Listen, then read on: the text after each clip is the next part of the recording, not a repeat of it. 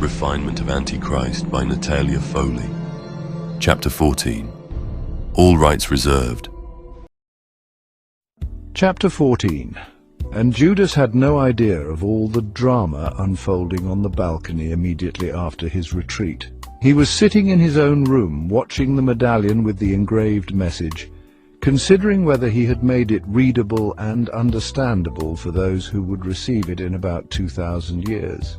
He was still flying far away from this room in his thoughts when the door quietly opened and little Maria appeared in the doorway. Mary? Judas was not surprised. Somehow he knew she would come, and he had promised himself not to reject her. So he stood up to greet her.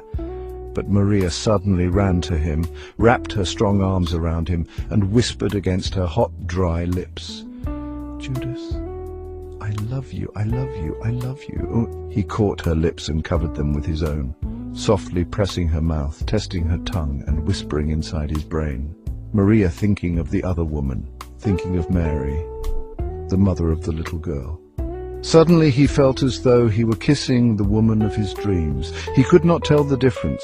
He was holding in his sane mind the real Mary, the one he longed for. And he squeezed her body in passion. She was crying from exhaustion, and he felt as if it really happened, as if his member pierced her virgin flesh, penetrated her inner tissues, and waves of electric ecstasy saturated their entwined bodies. It lasted an incredibly long time. When it was over, their moistened, exhausted bodies could not move anymore. They both gasped for air. "I love you, Judas," Maria whispered. Then Judas understood it was a gift from God. This little girl would be the mother of his line. So he took the medallion with the inscription, placed it into Maria's small palm, and said, "This is the most holy thing I have. Please promise me, no matter what happens, this will always be kept within the family, passed from one generation to another until it finally reaches the daughter we will have 2,000 years from now. Promise."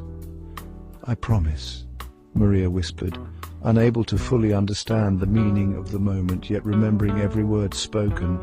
"I promise. And now, please go, Judas." Suddenly he heard noises in the hallway. "It is unsafe here. Please remember, you are my wife from now on, and no matter what, I will love you forever." Maria kissed him softly and left the room, leaving behind only a slight trail of sweet girlishness. Judas was alarmed, however. He clearly sensed danger in the air. He could not grasp its meaning, but he knew it was coming. He pressed himself against the wall next to the door, waiting and trying not to breathe. And there it was, the door. It opened slowly, and Andrew entered with 3 unfamiliar men. "Judas!" Andrew called out, unable to see him immediately. Judas stepped out of the shadows, still alarmed, but somehow slightly relaxed. "Yes, Andrew, what has happened? Who are these people with you?" "Oh, them?" Andrew grinned. "They are my servants. They'll probably help me if I need them." "And why would you need them, Andrew?" Judas asked, growing more suspicious. "Because you, Judas, betrayed our teacher today. You kissed him, and in doing so, you gave a signal to his enemies. You pointed at Jesus, and they arrested him." "But," Judas began to object. Then, in one instant, he understood everything. He realized it had all been staged by Andrew. He knew now there would be no way to explain to anyone that it was a setup. He knew he would die now. The only thought in his mind was a prayer of gratitude to God that he had had the time to serve Jesus as he requested. He could not finish his prayer before he was attacked. Andrew struck his head with something unimaginably heavy. Then the light was gone, and life, as he knew it, ended. Judas was already dead when Andrew placed him in the loop, an imitation of suicide. Judas was dead, but his spirit remained, watching in impotent fury this barbaric violation of his body.